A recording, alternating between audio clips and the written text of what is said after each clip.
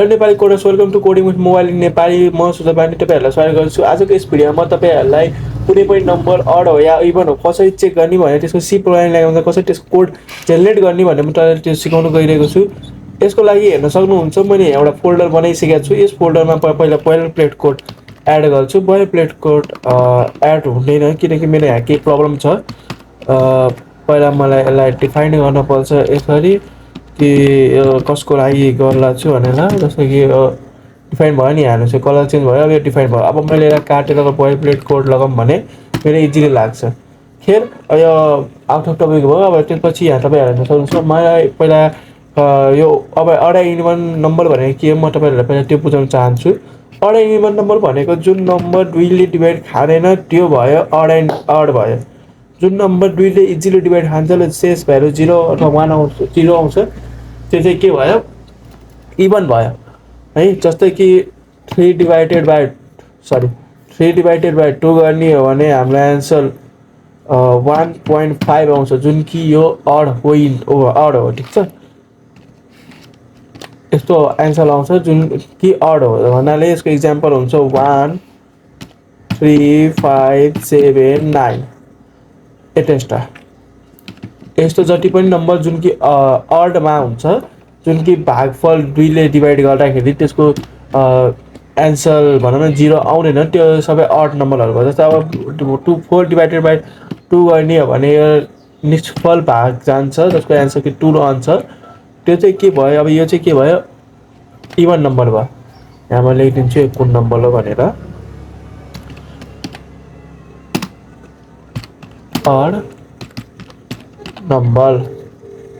ठिक छ, अनि त्यो जस्तै इभनमा 2 4 6 8 10 यस्तै गरी एड्रेसलाई अलग हुन्। ठिक छ, अब यो चाहिँ के हो तपाईँको इभन नम्बर हो। ठिक छ, अब यसो कोड बनाउनको लागि हामीलाई सबभन्दा पहिला हाम्रो टार्गेट के छ, आफूले कोडको नम्बर नलिने बल्कि कि हामीले युजरसँग नम्बर लिन्छ। युजरसँग नम्बर लिनको लागि हाम्रो थाहा छ इन्ट n गरेर हामीले युजर डिफाइन्ड नम्बर लिन सक्छौँ। यो एउटा भ्यारिएबल बनाएँ मैले। भ्यारिएबल बनाए पश्चात तपाईँ एउटा युजरसँग जसरी कि उतै लिन चाहनुहुन्छ नम्बर, त म यहाँ के एउटा म्यासेज पास गरिदिन्छु भने enter a number which you want to check. ठिक छ, यति गएपछि एउटा सेमी कलन लाउँछु र स्पेस दिन्छु, हाम्रो नम्बर स्पष्ट देखा। यसलाई म यहाँ एउटा सेमी कलन लगाइदिन्छु। त्यसपछि यो त भयो हाम्रो म्यासेज पास भइसकेपछि अब हामीलाई यसलाई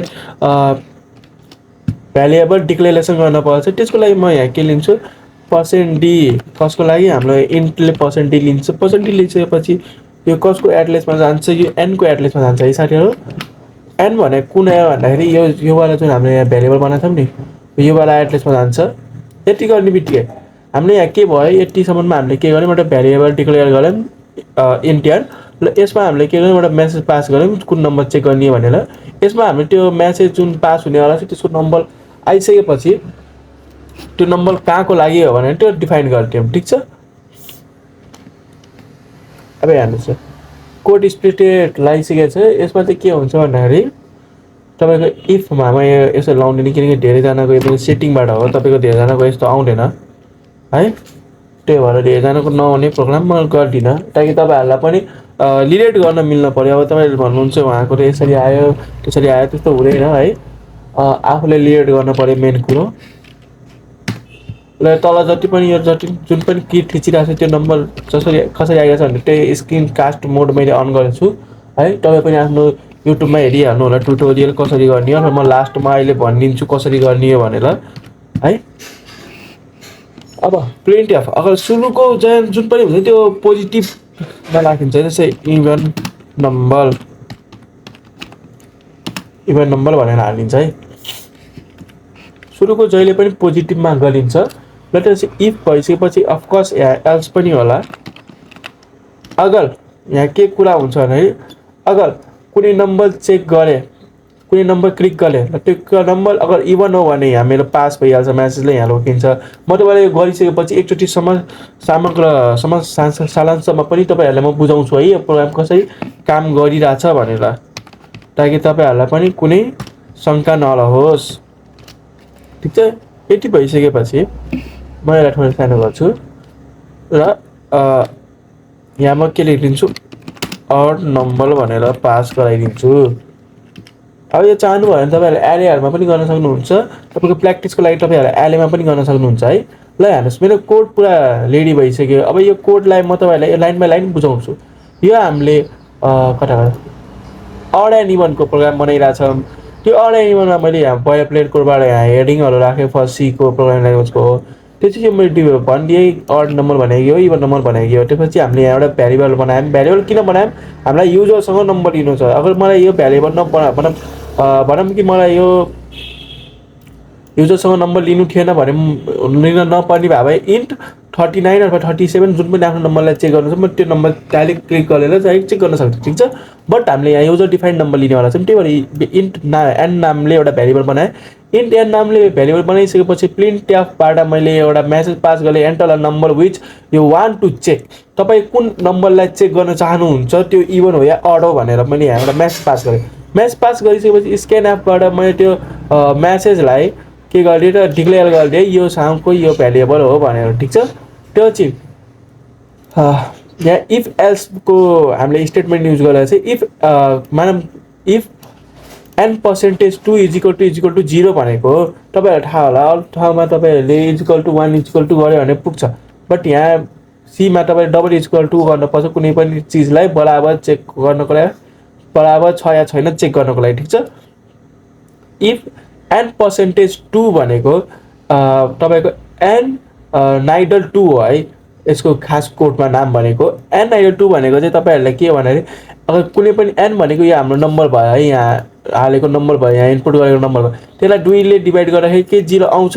यदि आउँछ भने इभन नम्बर हो भनेर प्रिन्ट गरिदिने र यही प्रोग्राम टर्मिनेट हुन्छ र हाम्रो प्रोग्राम सकिन्छ। तर होइन भने अगाडि बढ्छौँ ल अड नम्बर भनेर प्रिन्ट गरिदिन्छौँ है। ओके, अब म तपाईँलाई यो लर्न गरेर देखाउँछु। मैले यहाँ टर्मिनलमा थिचेँ र यहाँ के भन्छ, ल यसलाई फेरि गर्छु है, फ्ल्याट एडिटर भन्छ के भने है, यसलाई कपी गरेँ यतापट्टि, अब रन गरेँ। तपाईँको यहाँ हेर्नुहोस्, फ्ल्याट एडिटर किन भन्दाखेरि यसलाई जिसिसी पाठेन। अगर मैले यसलाई यो टेम कोड लर्न यताउति भनेर हानेको भए ठ्याक्कै पाइन्थ्यो, बट मैले यसलाई अन्त्य राखेको छु र यसलाई सेभ मैले यहाँ गएर राख्दैछु है। केही भएन, यो साइन्टिफिक कुरा हो। तपाईँहरूको यो प्रोग्राम चल्दैन भने यहाँ एकचोटि क्लिक गर्नुहोस्, कन्ट्रोल ए गर्नुहोस्, सेलेक्ट गर्नुहोस् कि सबले प्रोग्रामलाई, त्यसरी रन गर्नुहोस्। रन गरिसकेपछि फेरि रन गर्छु। ओके, यहाँ के भन्छ, enter the number which you want to check. अब हामीले चेक कुन गर्नु छ भने 5 छ कुनै नम्बर है, ल एन्टर गरेपछि अड नम्बर सही छ एन्सर, एकदम गुड। हाम्रो प्रोग्राम अडको लागि एकदम बराबर काम गर्ला, के इभनको लागि पनि त्यतिकै बराबर काम गर्ला छ त। 4 इभन नम्बर हो, एन्टर गरेँ। यहाँ हेर्न सक्नुहुन्छ 4 इभन नम्बर भनेर आइसक्यो जवाब, जुन कि हाम्रो प्रोग्राम एकदम करेक्ट काम गर्ला छ साथीहरू। अगर यही कुरालाई मैले यहाँ हेर्नुहोस्, अगर यो किन गरेको भन्दाखेरि यो सेभ गरेको फाइलबाट मैले खोलेको भयो होला, मेरो प्रोग्राम मेरो भिएस कोड राम्रोसँग डाउनलोड नभएको भयो होला, तपाईँले यो मेरो भिएस कोडमै यस्तो प्रब्लम भइरहेछ। अगर म यसलाई कन्ट्रोल ए गरेर कुनै अर्को ठाउँमा जस्तै कि एउटा न्यू विन्डो खोलौँ र त्यो न्यू विन्डोमा म यसलाई डबल क्लिक गरेँ, एउटा अनटाइटल्ड एउटा फाइल खोलेर त्यहाँ यो प्रोग्रामलाई पेस्ट गरिदिएँ। कपी भएन, कपी सही भएन,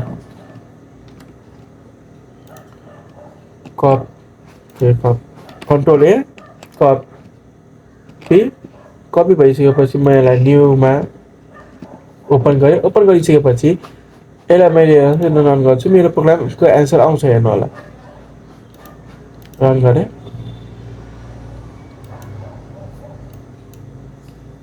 आएन, किन आएन? मेन टु मेन फङ्सन टेम कोड लर्नर, यहाँ सेमिकलन छुट्टै थियो नि त, किनभने मसँग पे गरिदिनु क्लिक भएको थियो।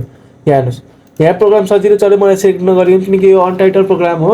यो कतै पनि यसको टेम कोड लर्नर खोज्न जानु परेन, बट त्यसमा मैले सेभ गरेको फाइल थियो त्यसलाई खोज्न जानु पर्छ। त्यही भएर त्यहाँ मेरोमा राम्रोसँग मैले इन्स्टल गर्न नगरेको भएर त्यो प्रब्लम आएको छ। ओके, अब तपाईँहरूलाई म देखाएँ इन क्लास कुनै पनि वर्डमा ठिचिरहेको छु यो प्रोग्राममा कसरी आइरहेको छ। सेटिङमा जानुहोस्, कमान्ड प्यानलमा जानुहोस् अनि त्यसपछि यहाँ यस डेभलपर अप्सनमा टगल स्क्रिन कास्ट मोड हुन्छ। यो तपाईँको सुरुमा हेर्दैन, तपाईँ सर्च गर्नुपर्छ, सेम टु सेम यही भनेर सर्च गर्नुहोस्। ओके, त्यसपछि मैले यसको सेटिङमा खोलेँ, कमान्ड प्यालेट सेटिङ, मैले यहाँ डेभलपर अप्सनमा control alt plus backspace दबायो भने अटोमेटिक अन हुन्छ है। ओके, आजको भिडियोको लागि यति नै हो। आशा गर्छु तपाईँहरूलाई यो भिडियोबाट केही सहयोग भयो होला। कोड यही हो, यसलाई म कमेन्ट बक्समा पिन गरिदिन्छु है। अनि हामीले यो च्यानलमा हेर्न सक्नुहुन्छ 185 सब्सक्राइबर भएको छ, ल डलरको 63,000 भ्युज आएको छ। ल म चाहन्छु यो बढोस् हल्का होइन, सपोर्ट चाहियो। ठिक छ, thank you so much for watching our video.